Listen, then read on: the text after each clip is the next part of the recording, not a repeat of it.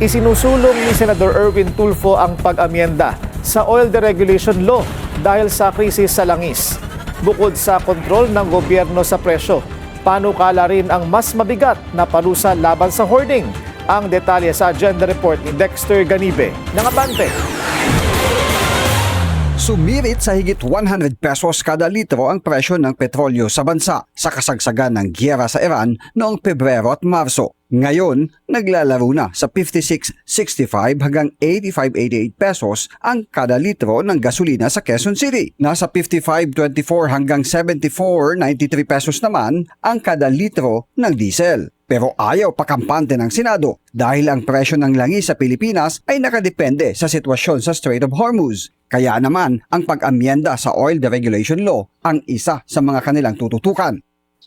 Uumpisahan po ng komite na ito sa pagbusisi, pagsilip, pag-review sa Oil Deregulation Act dahil napapanahon na po at hiling na po ito ng sambayanan na kailangang reviewin na po ang Oil Deregulation Law kung ito ay nararapat pa sa mga panahon ngayon.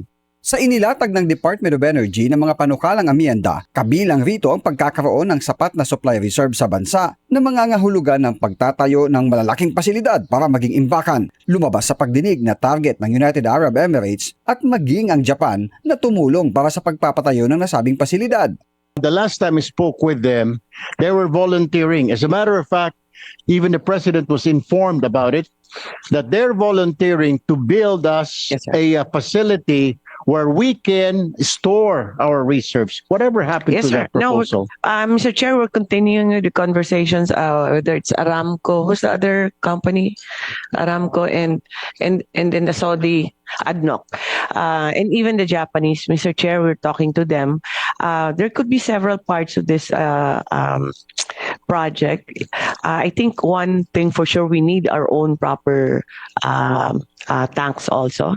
Plano ng DOE na itayo ang pasilidad at parentahan nito, bukod pa sa sariling pasilidad para sa oil reserves ng bansa. Pinanukaalamin ng ahensya na sa panahon ng energy emergency, may kapangyarihan ng gobyerno na magtakda ng presyo at maaring i-take over ang operasyon ng mga oil facility sa bansa. Palalakasin din ang probisyon ng Oil Deregulation Law kaugnay ng hoarding at pagpataw ng mas mataas na multa sa mga trader maging mga consumer.